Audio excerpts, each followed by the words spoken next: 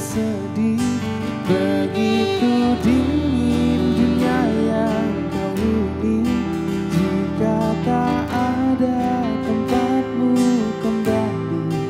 Bawa lukamu biar aku obati.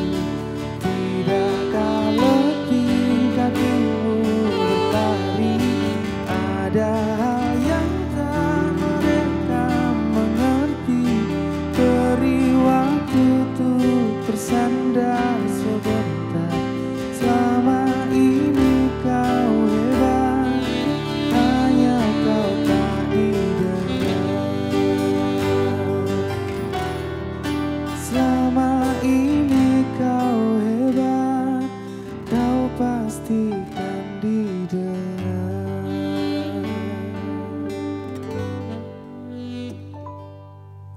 Assalamualaikum warahmatullahi wabarakatuh. Apa kabar pemirsa TVRI Jogja? Mudah-mudahan hari ini semua rencana berjalan dengan lancar. Sudah saatnya berkumpul lagi dengan keluarga di kondisi hal yang seperti ini nih.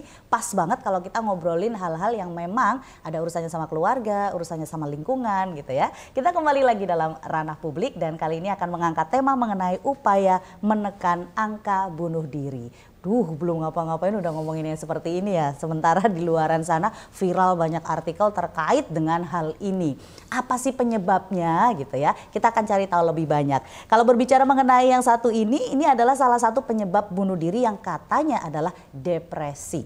Depresi ini merupakan problem kesehatan masyarakat yang memang cukup serius. Bahkan WHO menyatakan bahwa depresi ini berada pada urutan nomor 4 penyakit di dunia dan diprediksi akan menjadi masalah gangguan kesehatan yang utama. Apalagi dengan kondisi masyarakat yang saat ini ya gampang banget gitu ngebully, meremehkan, entah itu secara verbal, entah itu secara fisik begitu. Dan yang menjadi perhatian adalah angka bunuh diri untuk usia muda atau produktif itu ternyata lebih tinggi.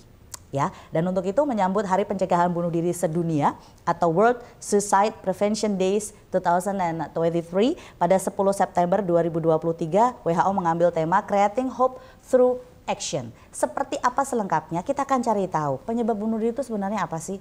Terus ada nggak sih gejala-gejalanya, ciri-cirinya? Kesehatan jiwa tuh yang seperti apa? Kemudian yang paling penting adalah pencegahan dan upaya untuk tidak lagi ada kasus-kasus bunuh diri dan banyak artikel-artikel yang kita baca dengan berita yang tidak mengenakan. Di studio sudah hadir ada 3 narasumber siap berbincang dengan saya hari ini. Banyak yang akan kita kupas hari ini. Yang pertama di samping saya persis, beliau adalah Bapak Umarudin Masdar SAG dari Komisi DPRD Daerah Istimewa Yogyakarta. Assalamualaikum.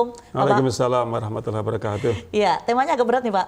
Berat, tapi tetap harus kita betul. Kuat dilakoni, kuat. Ya jangan disalah kayak gitu ya. tetap harus dilakuin gitu. Apalagi kita seperti tadi Bapak juga sempat menyampaikan bahwa beberapa artikel banyak dibaca. Beberapa hari ini apalagi ya. Bahkan anak kuliahan gitu ya. Kita miris banget, nanti kita akan cari tahu lebih banyak. Ini ada praktisi-praktisinya Bapak ya. Ada Dr. Wari Andan Puspitasari, SPKJ spesialis kedokteran jiwa. Beliau adalah dosen FKMKUMY, psikiater di Rumah Sakit AMC, kemudian juga di Rumah Sakit PKU Gamping. Assalamualaikum Ibu. Waalaikumsalam Mbak Fira. Dokter nggak bingung nih banyak sekali. Harus bagi tugas ya kemana. Alhamdulillah sehat Bu, Dokter Z. Terima kasih sudah hadir bersama dengan kami. Ini banyak informasi nanti saya pengen dapat dari dokter nih. Satu lagi, dokter sudah. Harus ada psikolog juga nih yang ngobrol karena katanya memang yang paling banyak itu terjadi pada usia produktif. Anak-anak sekolahan, ya kan, anak-anak kuliah, kemudian depresinya dulu lah yang harus diobatin, ini bahaya kalau enggak. Ada Mbak Asri Augustin Suciati, MPSI, seorang psikolog, Biro Psikologi Intuisi. Assalamualaikum Mbak Asri. Waalaikumsalam Mbak Fira. Terima kasih sudah bergabung bersama dengan kami juga, ini karena psikolognya muda, jadi mungkin ngobrolnya lebih asik gitu sama anak-anak muda. Jangan ada lagi lah kasus-kasus itu ya. Kayaknya kok gimana gitu. Baik, saya ke Pak Umarudin dulu yang pertama nih Bapak, kalau kita ngomongin soal kasus-kasus bunuh diri yang ada di daerah istimewa Yogyakarta gitu. Kita nggak kepengen ya banyak berita gitu, apalagi di DIY, kota pelajar. Yang bunuh diri juga kok ya gitu ya, akademisi gitu. Kasus bunuh diri di DIY, kalau menurut Pak Umarudin seperti apa? Ya sejauh yang saya tahu data yang sampai kepada kami, Jogja kan angka bunuh dirinya itu nomor 5 nasional. Jadi relatif tinggi. Ini nggak boleh dibanggakan. Nggak boleh dibanggakan, nggak boleh diteruskan. Saya kira ini harus ditekan.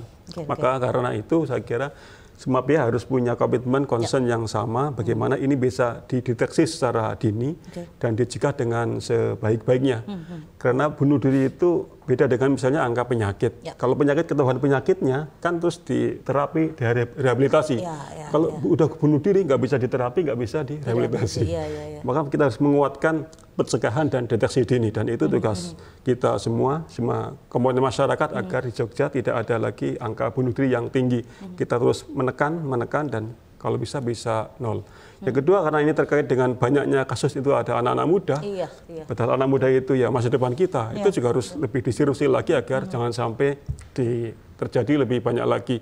Kami berharap ke depan tidak ada lagi berita atau informasi tentang kejadian bunuh diri di Jogja, sehingga ke depan kita bisa hidup dengan lebih nyaman, lebih produktif. Saya kira itu. Oke, baik. Nomor 5 tadi secara nasional ya. Benar Bu, nomor 5 Bu. Ya, kalau dari data yang ada memang kita di nomor kelima ya, untuk sampai Juni 2023 itu DIY ada yang dilaporkan ada 28 kasus. Baik, ini sudah masuk September. Kita nggak tahu, anything happen ya di Juli, Agustus, September, ya kan banyak hal yang terjadi.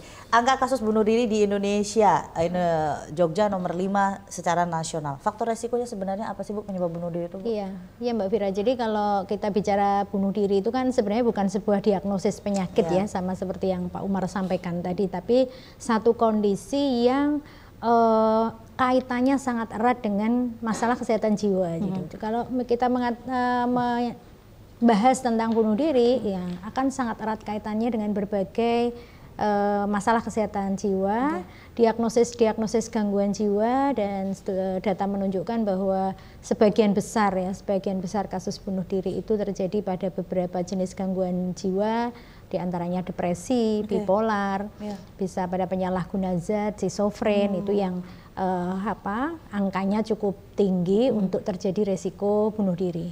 Sehingga kalau tadi Pak Umar juga menyampaikan ya, bagaimana ini bisa kita lihat ya data bahwa ini kaitannya dengan gangguan tertentu, tentu kemudian manajemen gangguan-gangguan itu menjadi penting untuk pencegahan bunuh diri. Kalau ditarik lagi, mencegah supaya tidak menjadi gangguan jiwa ya. Jadi upaya-upaya promosi dan prevensi ya, deteksi dini dan sebagainya itu juga menjadi mestinya menjadi prioritas ya kita di dalam upaya pencegahan bunuh diri ini, Mbak Fira. Oke, baik. Beberapa faktor itu. Nah, kalau mengenai pencegahan mungkin bisa dari awal supaya nggak depresi, ada yang diajak ngobrol dulu, lingkungan juga harus mendukung. Ini ranahnya Mbak Asri nih kalau yang kayak begini nih. Peran praktisi kesehatan, kondisinya dengan upaya untuk mencegah supaya tidak terjadi lagi lah kasus-kasus kemarin ya. Seperti apa Mbak Asri?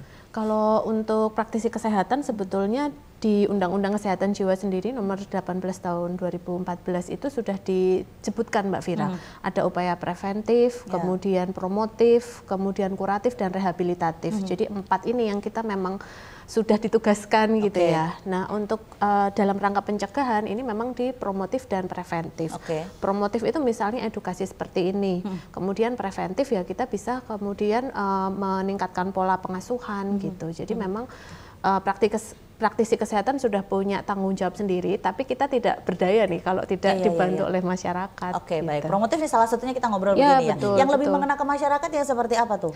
Ya, biasanya memang kalau di masyarakat ketika kita menggunakan teori-teori, nah itu mungkin akan sangat gitu bingung gitu ya. Apa ini maksudnya depresi dan lain sebagainya. Tapi kita bisa menggunakan kalimat-kalimat yang lebih sederhana. Seperti? Misalnya kalau kita membicarakan tentang depresi, waduh ini sangat jauh sekali. Apa sih? Apakah sedih selalu dikaitkan dengan depresi? Enggak juga, tapi ada paling tidak ada 3 nih karakter yang kita perlu cek untuk kondisi depresi ya. Perasaan sedih, kemudian ada kehilangan minat, nggak mau ngapa-ngapain, dan kemudian kelelahan fisik. Yang ini menetap selama 14 hari. Jadi dengan bahasa-bahasa yang sederhana, kemudian tidak dengan teori-teori yang sangat pusing gitu ya, mungkin buku banget gitu, textbook banget, mereka juga apa nih gitu. Yang penting tahu konsepnya dengan bahasa yang sederhana, sehingga kemudian harapannya mereka bisa melakukan deteksi, sehingga fatalisme yang sampai meninggal ini bisa dicegah. Oke, baik. Salah satu penyebabnya untuk bunuh diri ini adalah depresi ini yang paling besar. Salah satu. Penyebab terbesarnya. Iya. Oke, salah baik. satunya. Jadi kalau masyarakat supaya lebih paham nih, kalau mulai 2 minggu ada hal-hal yang tidak seperti biasa, ya. Nah ini mulai harus bisa berkunjung langsung ke Dokter Wari atau ke Mbak Asri dulu? Kalau yang terdekat misalnya di area lingkungan masyarakat, sebetulnya di Sleman, seluruh puskesmas di Sleman sudah ada psikolog Mbak Vira. Oh, oke. Kemudian di Bantul juga sudah ada, di kota Yogyakarta juga sudah ada, begitu. Jadi kalau memang merasa, wah ini anak saya kok sudah mulai murung nih, nggak mau berangkat sekolah, kemudian nggak mau ngapa-ngapain, makan nggak mau, biasanya suka sepak bola, ini nggak mau. Nah ini sudah mulai ada perubahan perilaku, sehingga boleh saja diajak ke puskesmas, karena fasilitas di puskesmas sudah ada psikolog. Oke, baik. Gitu. Karena masyarakat pasti enggak, psikolog mahal. Banyak kan seperti itu. Baik. Tapi di puskesmas relatif terjangkau. Pak Umarudin, kegiatan promotif, apa saja dukungan yang bisa diberikan Dewan untuk kegiatan promotif ini? Saya kira kami dengan Direksi Kesehatan sudah sepanjang tahun, sepanjang bulan, sepanjang minggu itu turun ke masyarakat bagaimana memperhatikan tentang hidup yang sehat dan juga tentang kesehatan jiwa. Itu agar kita bisa semua punya awareness, punya kesadaran bagaimana kita pentingnya menjaga kesehatan termasuk kesehatan jiwa. Dan itu kita lakukan hampir setiap minggu di tengah masyarakat. Dan ini kita berharap dengan semakin banyaknya orang yang menyadari tentang pentingnya hal itu, kita berharap itu menjadi modal pertama kita untuk bisa mendeteksi dan mencegah terjadinya termasuk hal seperti bunuh diri. Karena ke depan kita tentu saja tidak ingin, karena kita membangun daerah, membangsa kan tujuannya membangun manusia, manusia yang hidup tentu saja. Karena kalau yang udah mati kan nggak mungkin bisa diapa-apain. Anak muda pula nih yang paling banyak porsinya di situ. Kita tidak ingin anak muda terutama mereka banyak mengalami masalah seperti gangguan mental dan itu membuat mereka tidak produktif, tidak positif, sehingga itu akan mempengaruhi capaian pembangunan kita yang ingin mewujudkan sumber daya manusia yang unggul. Oke, baik. Jadi tidak pernah putus-putus lah untuk memberikan dorongannya ya. Nanti ada legislasinya, kebijakannya seperti apa, belum penganggarannya. Kalau sudah turun semua belum yang diawasin, tapi nanti di sesi berikutnya aja. Saya mau ke dokter dulu. Dokter, banyak yang mengatakan gini, itu depresi, itu bunuh diri karena depresi. Itu mah karena kena mental aja. Tuh mentalnya nggak kuat ya gitu. Kemudian itu nggak deket sama agama. Kebanyakan masyarakat menjudge seperti itu. Tapi benar nggak tuh dokter? Iya. Memang Mbak Vira, kalau kita bicara gangguan jiwa, semua gangguan jiwa ya, termasuk depresi, kita tahu bahwa faktornya atau penyebabnya itu multifaktor gitu. Sehingga kita sering tidak bisa menyebut satu penyebab tunggal kenapa seseorang itu mengalami masalah kesehatan mental gitu. Kenapa dia depresi? Maka faktornya pasti banyak ya, termasuk juga katanya ada gangguan neuron di otak gitu dok, secara jadi medis. Ada faktor genetik ya, bahwa orang-orang dengan genetik di dalam keluarganya ada riwayat itu memiliki resiko lebih. Artinya resiko lebih itu tidak selalu ya Mbak Vira. Kalau ada keluarga dengan genetik itu berarti pasti depresi, belum tentu, karena pasti ada faktor lain. Jadi ada faktor-faktor tipe kepribadian, pola pengasuhan yang sejak awal dia dapatkan, kemudian ketahanan dia terhadap ketahanan mental terhadap berbagai problem dan konflik. Jadi multifaktor yang membuat ketika kemudian ada stresor, seseorang itu fight atau tidak untuk menghadapi itu, terampil atau tidak di dalam memanage itu. Berarti sebenarnya itu bisa dipelajari ya? Iya, semuanya.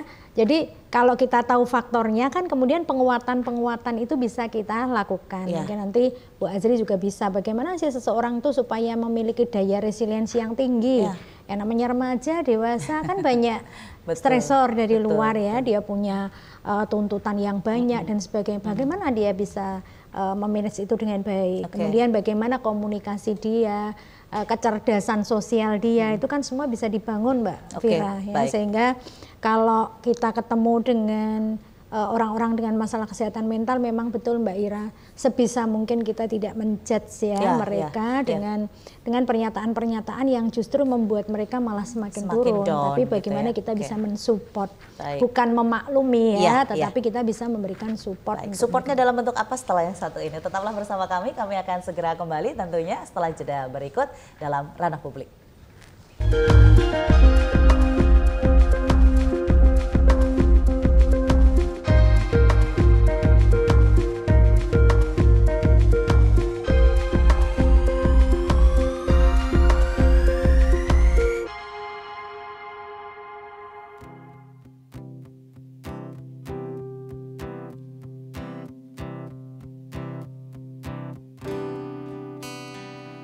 Sementara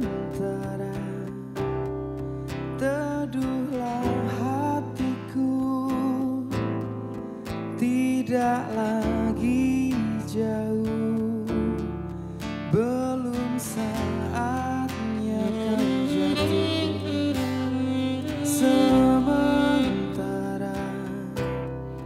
ingat lagi mimpi, juga janji-janji, jangan kau ingkari lagi. Percayalah hati, lebih dari ini pernah kita lalui. Jangan henti di sini.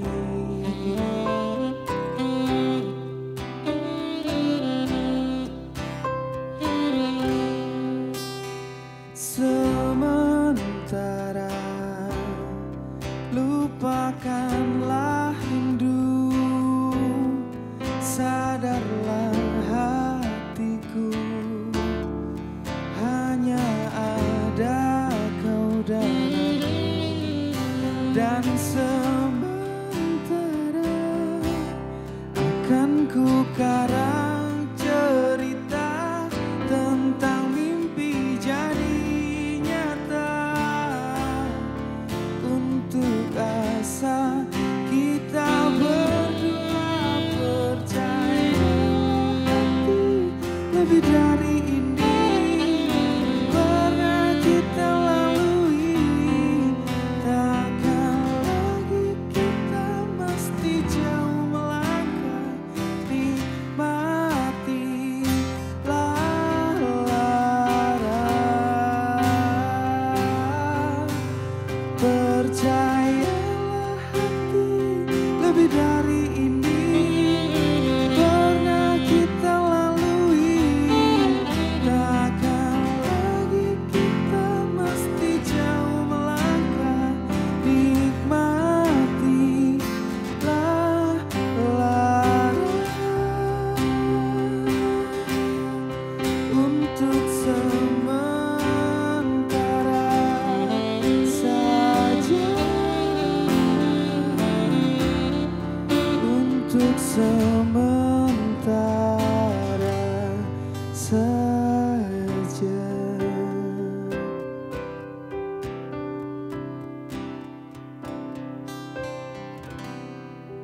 Oke, terima kasih teman-teman Astar Musik. Matur nuwun, agak-agak ada lagunya sedikit nggak begidik kalau ngomongin bundir ya. Ini perlu dibahas supaya sekali lagi tidak ada lagi angka bundir naik begitu, apalagi di daerah istimewa Yogyakarta. Kita kepengennya mah yang bisa ada komunikasi, kemudian juga keluarga bisa mendukung, mensupport. Seperti tadi sebelum kita jeda, Dr. Wahri sempat menyampaikan bahwa yang diperlukan oleh keluarga terdekat di kasus-kasus ini adalah jangan ngejudge tapi kasih support, jangan memaklumi tapi ngasih support. Saya ke Mbak Asri, supportnya tuh yang seperti apa sih sebenarnya? Kalau ada anggota keluarga kita yang mulai menunjukkan perubahan Hal-hal perilaku itu, ya, atau misalnya sampai mengarah ke depresi, supportnya bukan untuk yang menjerumuskan ya, ketika misalnya ada pikiran untuk mengakhiri hidup, tetapi supportnya adalah kita memenuhi kebutuhan dia yang dasar itu apa. Biasanya memang yang dibutuhkan adalah rasa aman. Karena dari sekian kasus yang sempat saya dampingi, mereka juga tidak merasa aman dengan dirinya sendiri. Dengan dirinya ya? Iya, pikiran-pikirannya seolah selalu mengatakan bahwa itulah salah satu jalan keluarnya dari segala permasalahan hidup. Jadi memang dukungan informasi itu penting ya, sehingga kemudian seseorang atau keluarga yang mempunyai depresi misalnya ini bisa diarahkan untuk mencari bantuan yang tepat. Yang kedua yang penting juga adalah bagaimana keluarga bisa mendeteksi kalau ada perubahan perilaku, kalau misalnya ada clue yang dimunculkan oleh seseorang yang ingin mengakhiri hidup.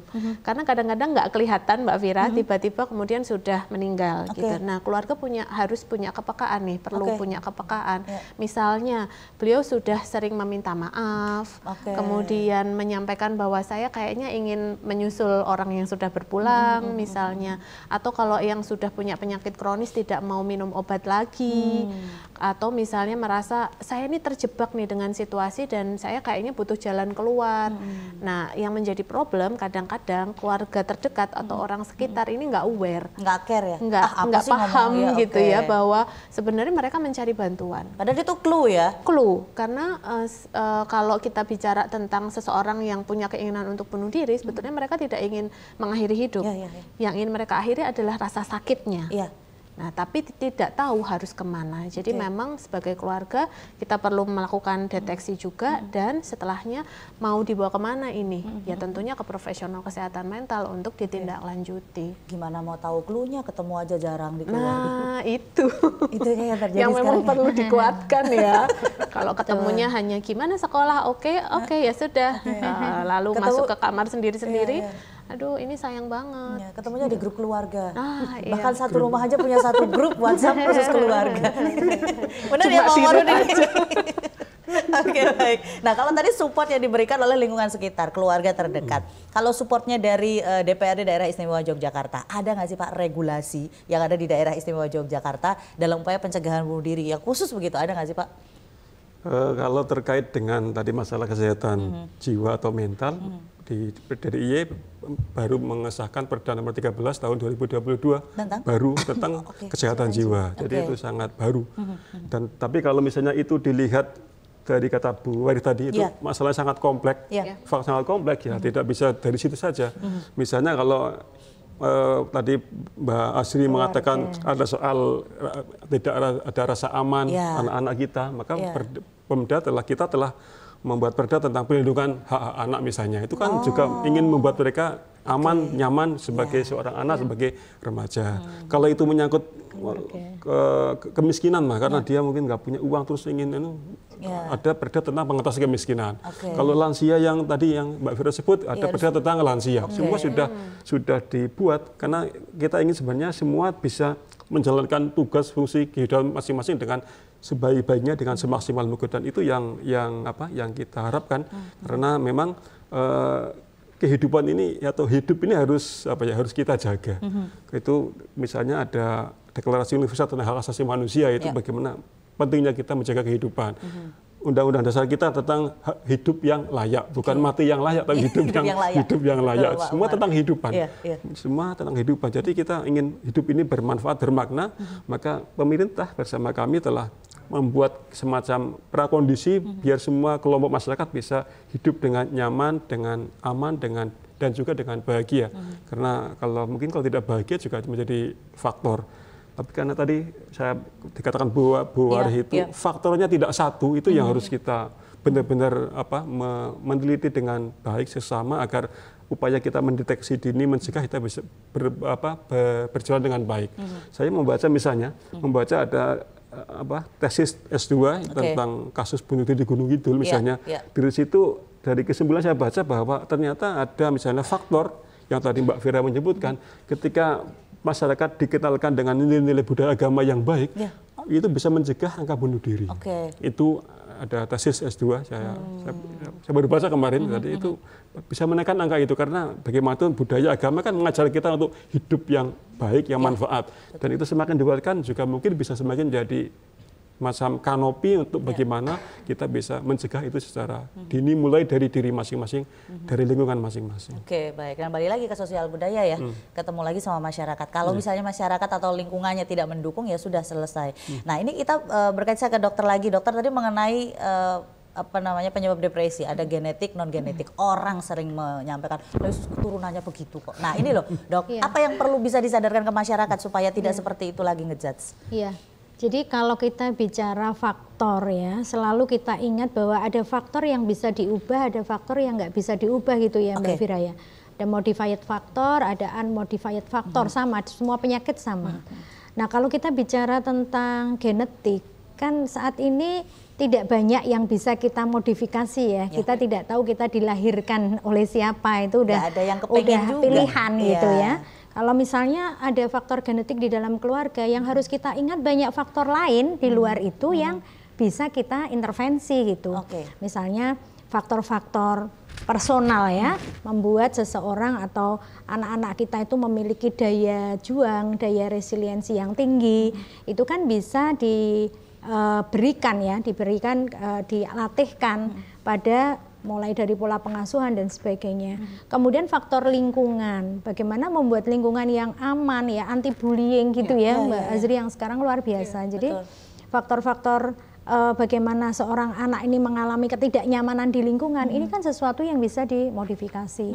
Kita punya perda ketahanan keluarga juga ya Pak Umar ya, ini luar biasa kalau kita mau memulai penguatan itu dari sisi keluarga.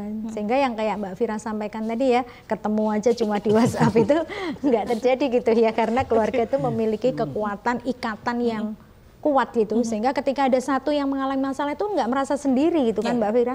Oh ada ayah, ada ibu, ada kakak, ada adik gitu. Mereka merasa banyak yang mensupport dia untuk bisa mengatasi itu Mbak Fira. Jadi walaupun secara genetik itu ada, tetapi ingat bahwa itu bukan satu-satunya faktor, sehingga penguatan faktor lain akan bisa menjadikan seseorang itu tidak manifest genetiknya. Jadi jangan khawatir dengan satu faktor, kita bisa perhatikan faktor yang lain gitu Mbak. Oke, baik. Dari beberapa kasus yang sering Ibu tangani begitu ya, apa yang menarik bisa Ibu sampaikan ke masyarakat terkait upaya menekan angka bunuh diri? Iya, jadi seperti yang tadi Mbak Fira sampaikan juga ya, bahwa mereka itu sering tidak berani ngomong karena sering dijudge gitu. Ketika kemudian dia cerita, dia akan dijudge sebagai seseorang yang lemah ya, yang nggak bisa ngatasi, seperti itu saja kok nggak bisa gitu, sehingga mentalnya nggak kuat gitu. Padahal kalau tadi Mbak Azri juga sampaikan ya, bunuh diri itu kan sebenarnya kan cry for help ya, tolong gitu, tolong aku butuh ditolong gitu. Tapi ketika kemudian dia baru mau cerita saja ya, misalnya ada rasanya hidup kok berat sekali gitu, tuh sudah nggak boleh bilang gitu, harus itu rasanya sudahlah, siapa lagi yang bisa saya mintai tolong gitu. Sehingga faktor-faktor terkait dengan support tuh memang luar biasa. Cuma memang Mbak Fira ya, saya sendiri tuh kadang merasakan ya, begitu pasien itu depresi datang, kalau dulu kan dikatakan jangan ditanya-tanya tentang bunuh diri, malah memicu dia untuk berpikir itu satu yang salah. Ya, jadi ketika dia berada di kondisi depresi, justru itu menjadi sesuatu yang harus kita assess gitu. Nah, cuma kan teknik ya, teknik bertanya tentu kita straight. Nah, sehingga kita bisa tahu apakah di kondisi itu dia ada ide atau keinginan untuk melakukan itu, sambil nanti kita gali juga kekuatan apa yang, misalnya apakah kamu berpikir ya di dalam kondisi yang berat seperti sekarang itu berpikir tentang mati. Misalnya dia bilang, oh sering dok, saya sering kepikiran itu. Nah kita baru telusur gitu ya. Nah nanti ketika kamu punya pikiran itu, tetapi ternyata kamu bisa loh sampai sekarang alhamdulillah tidak melakukan itu. Misalnya dia belum sampai melakukan gitu. Apa yang waktu itu membuatmu bertahan tuh nggak melakukan itu walaupun pikiran itu ada. Oh saya ingat mama kadang, oh saya ingat itu nggak boleh sama Allah. Kekuatan dia itu yang kita pakai gitu. Sehingga tidak menasehati klien dengan isi yang sama, karena tapi menggarisbawahi apa yang sebenarnya dia sudah punya jawabannya, potensi yang dia punya. Nah, itu yang kita tarik gitu ya. Nah memang kemudian kalau kita lihat ya, kita pengen menggali tuh ya faktor pendukung yang ada di sekitarnya. Apakah dia punya teman dekat biasanya, bagaimana kedekatan dia dengan keluarga. Itu memang faktor loneliness itu luar biasa berperan ya Mbak Azri ya. Jadi kesepian, merasa sendiri di suasana yang ramai. Padahal dia sedang iya betul. Bener kan Pak Umar ya? Kadang mesti begitu ya. Ingat teks lagu. Iya betul. Iya. Ya jadi memang kenyataannya begitu. Sehingga inilah ya sebagai makhluk sosial ya kita itu. Sebenarnya kecerdasan kita bersosial itu ya saling bantu ya. Sebenarnya kan ketika kita bersosialisasi itu tidak dalam konteks kita mencari bantuan ya, tapi bagaimana kita juga membantu orang lain ya, bermanfaat bagi orang lain itu kan satu apa ya, kekuatan mental yang luar biasa ya, seneng gitu, bahagia, sumber kebahagiaan. Salah satunya adalah ketika kita bermakna bagi orang lain, nggak merasa iya. sendiri, nggak merasa terpuruk gitu Mbak Ira. Dan komunitasnya harus benar gitu ya. Iya Nah itu memilih komunitas yang ketemu tepat. komunitas tapi nggak tepat sama aja. Nanti kita lanjut lagi Bu Dokter. Saya ke Mbak Asri dulu. Katanya sih remaja, anak-anak usia produktif lah.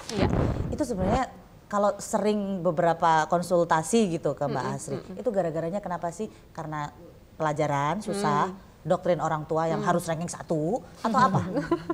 Sebetulnya ya kembali lagi ya multifaktor sebenarnya Mbak Vira. Tapi kalau misalnya kita lihat nih fase remaja atau dewasa awal ini terjadi perubahan besar-besaran dalam kehidupannya. Yang awalnya dia adalah anak-anak ditanggung jawabi oleh orang tua gitu ya. Dia tidak bertanggung jawab atas kondisinya sendiri. Tiba-tiba dia perlu bergeser, harus bertanggung jawab atas keputusan-keputusannya sendiri. Mungkin trial and error, mungkin mendapatkan tekanan dari mana-mana. Mungkin ketika sudah masuk ke perkuliahan juga ternyata ada banyak sekali yang terjadi gitu. Jadi memang faktor resikonya cukup besar di usia-usia produktif ini. Sehingga memang bagi mereka yang faktor protektifnya, misalnya ketahanan dirinya, dukungan keluarga, dukungan sosialnya atau spiritualnya juga kurang optimal. Nah ini kemudian bisa mencetus masalah kesehatan mental gitu. Jadi ada banyak faktor, tapi secara generalnya itu yang terjadi. Oke, baik. Itu beberapa yang konsultasi sama Mbak Asri ya. Yang paling menarik kasus apa terkait dengan, jangan ngomongin bunuh diri lah, jangan sampai ada kliennya Mbak Asri yang endingnya ke sana gitu. Yang paling menarik apa? Jangan sampai tuh. Jadi kalau bicara tentang kasus-kasus demikian gitu ya, memang tadi menyambung yang disampaikan Dr. Wari. Ketika kita menghadapi ini dari segi kacamata profesional ya, ketika kita menghadapi klien yang sudah statement, saya ingin mengakhiri hidup, maka kita akan lakukan langkah safety plan namanya, Mbak Vira. Jadi biasanya yang menarik adalah isi safety plan itu adalah hal-hal yang bisa kulakukan ketika pikirannya dominan. Ketika situasi krisis terjadi, apa yang perlu kulakukan? Misalnya yang pertama, aku perlu segera keluar dari kamar. Itu akan ditulis dan itu yang memunculkan adalah kliennya sendiri. Gitu. Kemudian aku menghubungi siapa? Menghubungi orang tua yang kita bisa catat nomornya dan kemudian kita sampaikan pada orang tua atau orang lain bahwa nama kalian masuk di dalam program safety plan-nya seseorang ini.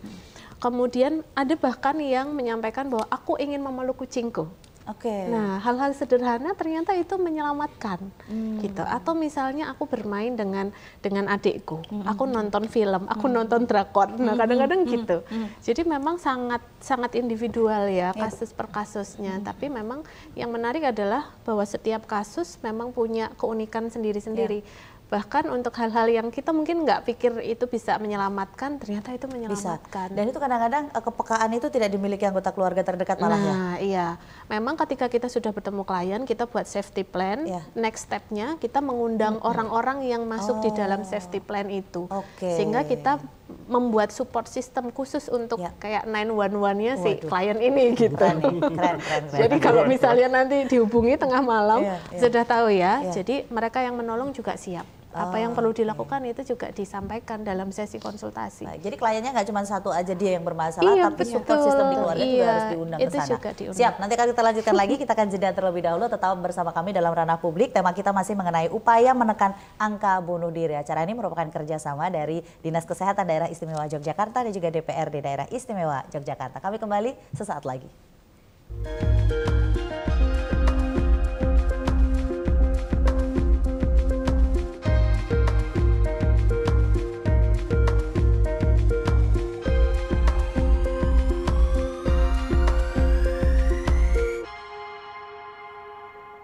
Upaya menekan angka bunuh diri, itu tema kita hari ini dalam ranah publik dan kita masih bersama dengan Pak Omarudin, Dr. Wari dan juga Mbak Asri seorang psikolog. Nah, tadi sudah sempat disampaikan support system yang paling penting. Jadi kalau misalnya Anda sudah punya keluarga kecil, tolong dijaga benar-benar gitu ya komunikasinya. Karena kadang-kadang hal-hal kecil itu bisa keluar dari komunikasi yang nggak lancar. Katanya sih begitu.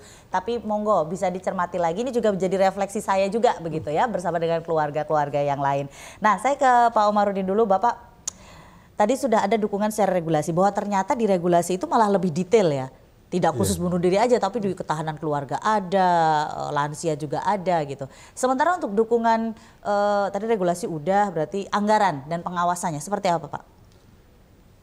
Jadi kan kalau setiap ada regulasi pasti ada tindak lanjut untuk penganggaran. Itu semua bidang saya kira ada. Yep.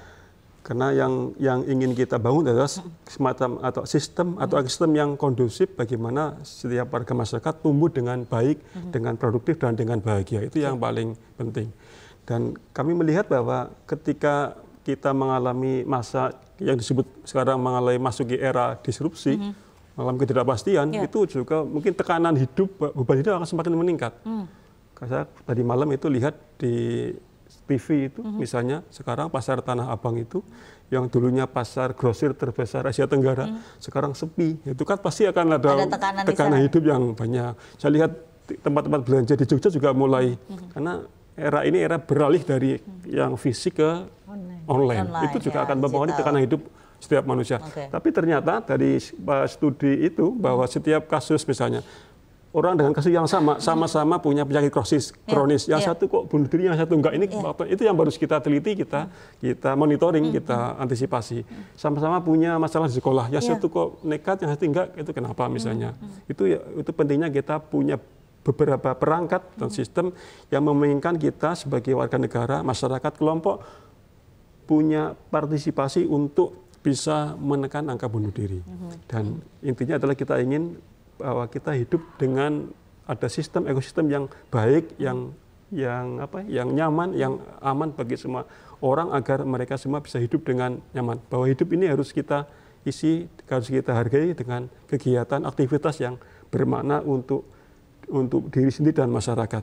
Ini baru yang faktor yang bunuh diri. Ada juga mungkin yang juga harus kita pelajari, kita antisipasi. Ada juga orang yang bukan hanya bunuh diri, tapi juga akan membunuh orang misalnya. Kan ada aliran ideologi yang seperti itu juga harus kita waspadai. Karena itu hidup harus kita muliakan, harus kita hargai. Dan pemerintah saya kira kalau ada masalah, pemerintah menyiapkan sistem dan ekosistem yang baik. Misalnya tadi kalau ada orang yang punya masalah kesehatan, pemerintah baru mengeluarkan Pergub nomor 1 tahun 2023 tentang jaminan kesehatan semesta. Itu mengcover semua warga yang belum punya jaminan akan di-cover. Jadi nggak usah khawatir juga terasa aman dan nyaman misalnya bidang kesehatan. Bagi anak muda yang butuh pekerjaan tertentu, pelatihan tertentu, pemerintah menyediakan pelatihan-pelatihan yang semua ada anggarannya, ada regulasinya. Saya kira kita ingin semua hidup dengan penuh semangat, optimis bahwa ini harus kita isi dengan hidup ini kita isi dengan sesuatu yang bermanfaat dan bermakna untuk diri, untuk keluarga dan untuk masyarakat. Baik, dan support untuk terkait anggaran dan juga pengawasan tetap harus selalu dilakukan oleh teman-teman di DPRD ya kepada program-program yang ada. Termasuk masyarakat juga harus dipahamkan bahwa kembali lagi di awal tadi ya, kalau sudah tahu gejala gitu udahlah ke fase ke-1 gitu ya Pak ya. Berarti dengan adanya undang-undang yang baru ini masyarakat sudah nggak boleh worry lagi ya. Itu artinya ke fase ke-1 sudah menyampaikan bahwa di setiap puskesmas sudah ada psikolognya, ada bahkan ada psikiaternya. Sudah itu disiapkan kalau ada masalah tinggal mau atau tidak. Bahkan di dinas terkait di DP3P itu ada namanya TESAGA, telepon sahabat keluarga. Yang itu 24 jam bisa ditelepon kalau ada masalah. Saya kira. Dan itu gratis ya, yang penting Anda punya pulsa aja Pak telepon. Karena kan begitu Pak, kadang-kadang saya mau konsultasi. Yang ada tambah punya pulsa kan pemerintah juga menyediakan wifi gratis untuk kelompok. Kurang apa coba, sebenarnya dukungannya sudah ada semua gitu ya. Baik, saya ke dokter lagi. Dokter, ada artikel yang saya baca katanya nih perempuan itu lebih rentan depresi. Ini kan berarti takutnya, berarti jangan-jangan perempuan juga paling banyak yang melakukan percobaan bunuh diri gitu. Iya, ya betul Mbak Vira, bahwa kalau data epidemiologi menunjukkan bahwa wanita itu memang angka depresinya lebih tinggi daripada laki-laki. Tentu terkait dengan banyak faktor ya, termasuk faktor biologi, faktor respon seorang wanita di dalam menghadapi masalah dan sebagainya itu akan berperan di situ. Nah, dalam konteks data bunuh diri itu disebutkan bahwa wanita juga dalam percobaan bunuh diri itu juga angkanya lebih tinggi dibanding laki-laki. Tapi kalau kita bicara pada kematian pada kasus bunuh diri itu ternyata laki-laki yang lebih tinggi gitu. Nah, ini dalam analisis barangkali berkaitan dengan teknik ya, karena kan ketika seseorang punya upaya melakukan bunuh diri itu kan tekniknya bisa berbeda-beda. Nah, terkait teknik ini yang membuat ternyata laki-laki itu di dalam upaya bunuh dirinya itu mengalami angka kematian yang lebih tinggi dibanding perempuan, walaupun angka percobaannya itu lebih banyak. Lebih banyak perempuan. Tapi kalau misalnya depresi itu memang banyak perempuan ya? Iya, betul. Apalagi perempuan di perkotaan ya? Nah, kalau masalah rural dan urban ini memang banyak faktor juga yang berpengaruh ya Mbak Vira ya, tapi memang pada wanita itu disebutkan memiliki angka depresi lebih tinggi. Satu hal ya Mbak Vira yang mungkin saya juga kaitannya dengan bagaimana masyarakat itu bisa mendukung gitu ya. Tadi kalau dikatakan kalau di promosi kita sudah ini termasuk bagian dari kita promosi ya, membuat orang tahu bagaimana cara meningkatkan kesehatan mentalnya. Kemudian prevensi tadi banyak disinggung Mbak Asri, bagaimana kita bisa mendeteksi kalau ada orang-orang beresiko ya, kelompok resiko. Jadi sekarang di Kementerian Kesehatan juga sedang menggalakkan dan semua puskesmas wajib melaksanakan adalah screening masalah kesehatan mental. Jadi dalam tahun mulai 2022 sampai 2024 nanti itu diharapkan 100% dari kelompok resiko itu dilakukan deteksi dini. Jadi kalau di screening itu bukan hasilnya gangguan jiwa atau tidak gangguan jiwa, tidak. Tapi lebih ke apa? Tapi beresiko tinggi atau tidak. Jadi nah, yang tidak beresiko tinggi nanti dilakukan upaya promosi tadi, manajemen stres dan sebagainya diajarkan. Kalau yang resiko tinggi ini harus dirujuk ke profesional, ke kami untuk ditegakkan. Benar nggak sih ini gangguan jiwa? Jadi belum tentu juga gitu. Nah itu sekarang menjadi target indikator di Kementerian di Direktorat Kesehatan Jiwa, sehingga screening ini sudah dilakukan sebagai upaya prevensi. Nah kemudian setelah dirujuk didiagnosis oleh psikolog atau psikiater ya atau dokter gitu bahwa dia mengalami gangguan jiwa, maka tata laksana kuratif ini harus berjalan dengan baik Mbak Ira. Karena banyak juga ya klien-klien saya itu periksa ke saya tuh delik-delik gitu. Maksudnya? Maksudnya sembunyi ya, karena ketika di sini ya, dia kuliah di sini, saya obati membaik, pulang mudik ketahuan kalau dia berobat, keluarga nggak mendukung. Oh itu obat bikin ketergantungan, oh itu obat kamu tuh nggak apa-apa, jangan minum hanya karena males. Nah sehingga akhirnya dia kambuh lagi, gitu. Muncul lagi ide-ide tentang matinya. Jadi support ini jadi support itu juga dimulai dari upaya promosi, prevensi sampai kurasi, bahkan nanti direhabilitasi gitu. Jadi kan kita juga tidak akan sembarangan memberikan obat farmakoterapi, bahwa tidak semua membutuhkan obat, tapi ketika kita putuskan bahwa ini pasien membutuhkan obat, berarti kondisinya memang harus ditolong berarti sudah obat. Dengan banyak pertimbangan ya, dan ini harus sesuai gitu minumnya ya, berapa lama dan sebagainya, karena ini kan berkaitan dengan biologi di dalam tubuh ya Mbak, biologi di sistem saraf pusat di otak gitu, sehingga dia membutuhkan obat, maka kita juga berharap lingkungan itu bisa memberikan support yang tepat dalam tindakan pengobatan. Jadi memang benar, jangan cuma kliennya saja, itu keluarga yang di kampung juga harus diundang kayak Ibu ya. Ini supaya dia tahu kondisinya tuh seperti ini loh ya. Memang nih literasi kesehatan jiwa itu memang luar biasa ya, dibutuhkan. Betul. Effortnya juga luar biasa. Baik, Mbak Asri, kalau untuk faktor kepribadian, kita kan dalam upaya menekan angka bunuh diri. Bener nggak kalau orang lebih tertutup, orang yang jarang serawung gitu, itu resikonya paling tinggi. Terus harus gimana nih teman-teman yang memang dia sudah punya kepribadian itu gitu loh. Jadi memang ketika kita lebih cenderung menahan, menutup, tidak mau bercerita, itu resikonya juga tinggi ya. Kenapa? Karena beban atau tekanan atau emosi ini kalau kita ibaratkan seperti udara yang masuk di balon nih. Setiap diri kita adalah balon yang berbeda-beda. Ada yang bisa elastis, jadi kemasukan udara banyak, kemasukan stres banyak, masih cukup elastis. Tapi ada yang enggak. Nah, ketika ini sudah balonnya mengembang dengan besar, ketambahan sedikit saja bisa meledak. Nah, ledakan itu Mbak Vira, kalau kemudian ledakannya keluar, mungkin ya tadi seperti Pak Umar sampaikan, bisa jadi melukai orang gitu, atau melakukan tindakan destruktif. Tapi ada ledakan yang ke dalam juga, yaitu adalah dengan pikiran-pikiran untuk mengakhiri hidup, menyakiti diri sendiri, merasa ya sudah tidak ada gunanya aku di sini gitu. Nah itu, jadi memang untuk teman-teman yang punya kecenderungan kepribadian yang lebih gitu ya. tertutup gitu. Memang ayolah, kalau memang belum bisa bercerita kepada keluarga, ada profesional yang memang sudah dilatih untuk bisa mendengarkan dengan empatik. Atau kalaupun misalnya ngerasa aku belum siap nih untuk ke profesional, temukan caramu untuk mengeluarkan beban-beban dan emosinya itu, asalkan dengan koridor aman untuk diri sendiri, aman untuk orang lain, dan aman untuk lingkungan. Oke, baik. Misalnya mau menulis, hobi ya, mau teriak tapi di tempat karaoke. Oke, oh, cocok nih rilis ya.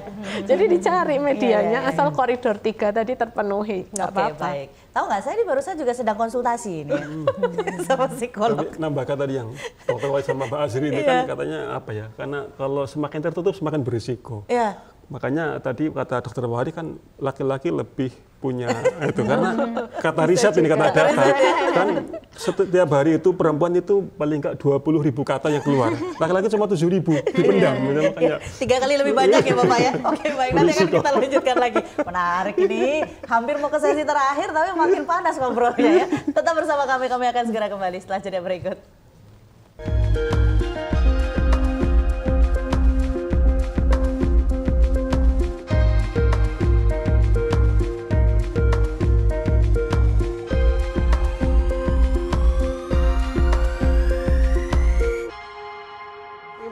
Oke, baik, terima kasih Anda masih bersama dengan kami ya. Tadi perempuan akan punya banyak kata 3 kali lebih banyak daripada laki-laki. Jadi kenapa narasumber kita perempuan semua ini kata-katanya akan makin banyak gitu ya. Dari Mbak Asri dulu, singkat saja apa yang ingin disampaikan kepada masyarakat. Oke, tidak perlu menunggu masalahmu rumit untuk berkonsultasi dengan psikolog. Sudah tersedia di puskesmas, jadi segeralah diakses. Tuh, singkat, padat dan jelas, semuanya ada, gratis. Nanti yang akan menggarisbawahi Pak Umar ya. Ibu, Bu Dokter, monggo. Iya, hidupmu sangat berharga ya, dan pada masa kamu bisa melakukan semuanya sendiri, tapi ketika kamu memang sudah membutuhkan profesional, jangan ragu untuk datang kepada kami. Oke, ya. Mau jangan sembunyi-sembunyi lah. Takutnya gitu ya. Ini sembunyi-sembunyi, satu takut dijudge, yang kedua malu, biasanya begitu ya Bu ya, karena lingkungannya. Baik, Bapak ada yang ingin disampaikan kepada masyarakat Pak, mungkin himbauan yang bisa disampaikan ke masyarakat bahwa ada apa namanya undang-undang mengenai germas ya, gerakan hidup sehat kan tidak hanya terus cuci tangan, yang sehat makanan gitu, sehat secara jiwa juga ya Pak ya. Monggo, ada yang ingin disampaikan ke masyarakat Pak. Hidup sehat itu fondasi kita untuk hidup bahagia, hidup produktif. Maka mari kita budayakan hidup sehat, hidup juga optimis, hidup yang produktif agar kita hidup dengan bermakna.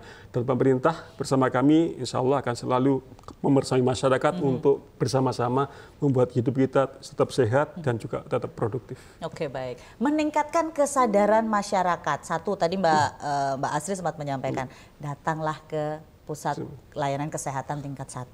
Pak, itu gratis nggak Pak? Gratis. Yang belum punya jaminan kesehatan silakan diurus. Nanti ada jam kesta dari pemerintah daerah. Jam kesta itu yang seperti apa sih Pak? Jaminan kesehatan semesta. Nah, lalu mengurus? Itu mengcover semua penduduk yang belum punya jaminan. Cukup membawa KTP. Diurusnya ke ketua RT, duku? Bisa lewat itu, bisa kalau ke puskesmas lalu tunjukkan KTP. Sudah cukup. Gitu. Iya. Itu soal kesehatan misalnya. Iya. Apapun kesehatan ini ya. Betul. Dan juga kita sudah punya kader kesehatan di tiap pedukuhan. Dan itu mereka juga bisa membantu sedikit banyak. Ada kader kesehatan jiwa juga sudah ada di tiap kelurahan pedukuhan. Itu akan membantu mereka untuk bagaimana tetap semangat, tetap hidup dengan positif dan penuh semangat. Oke, baik. Jadi kayaknya kalau di Posbindu, Posyandu itu perlu ya ada kader yang khusus untuk kesehatan jiwa ya. Sudah ada, Mbak. Sudah ada. Tempat saya ya. belum ada ya. Ayo, Bu RT harus mengadakan. Dokter Wahri ini. Jadi itu harus gimana tuh? Harus bikin proposal dulu atau gimana? Dan kalau belum kan bisa mengajukan kepada pemerintah daerah, kita ada pelatihan kader kesehatan jiwa. Oke, siap. Udah dapat info lagi ya. Terima kasih sekali untuk ketiga narasumber, matur nuwun, Mbak Asri. Sehat selalu, jangan sampai pernah bosan untuk mendampingi teman-teman, terutama anak-anak remaja ini ya. Kadang-kadang mereka kalau ngomong sama orang tua tuh suka ya ada gap. Ada gap ya? Itu gimana sih biar menghilangkan gap antara anak dan orang tua tuh? Yang dewasa yang ikutin ya. Oh gitu, kita harus ikut mereka ya. Berarti kalau pas mereka lagi main Mobile Legends kita ikutan, yuk kita mabar nak gitu ya. Soal bahasa juga sama, harus pakai bahasa anak-anak. Oh, harus pakai bahasa diturunkan. Anak-anak. Oh begitu. Seperti ya. Mbak Fira misalnya berbicara dengan kambing ya harus pakai bahasa. Iya, itu disiplin ilmu saya dulu memang itu Pak. Iya, terima kasih Bapak Marudin Masdar, Bu Dr. Wari. Terima kasih sekali lagi juga pemirsa. Demikian tadi obrolan kita mengenai bagaimana kita menekan, jadi upaya apa yang harus dilakukan untuk menekan angka bunuh diri. Jangan lagi adalah artikel-artikel terbaru terkait dengan bunuh diri. Kita semua, tidak hanya praktisi kesehatan, tidak hanya dokter, tidak hanya pemerintah yang punya PR banyak, tapi ternyata support system dari masyarakat ini penting sekali, terutama keluarga terdekat. Saya Vira Maya dan seluruh kerabat kerja mohon undur diri. Salam sehat untuk kita semua. Sampai jumpa lagi. Wassalamualaikum warahmatullahi wabarakatuh. Waalaikumsalam.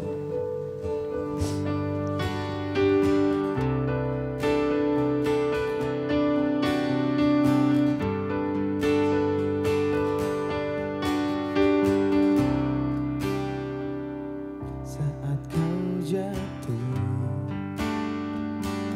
lukai hati, dimanapun itu, I'll find you. Saat kau lemah dan tak berdaya, lihatlah diriku untukmu. Kapanpun mimpi terasa jauh, oh ingatlah sesuatu, ku akan selalu jadi sayap pelindungmu. Saat duniamu mulai pudar dan kau merasa hilang, ku akan selalu jadi sayap pelindungmu.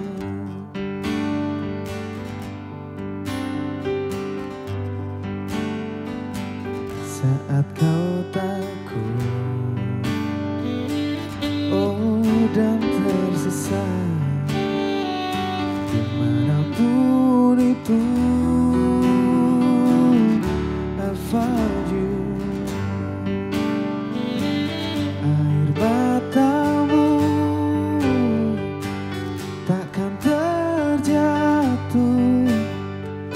lihatlah di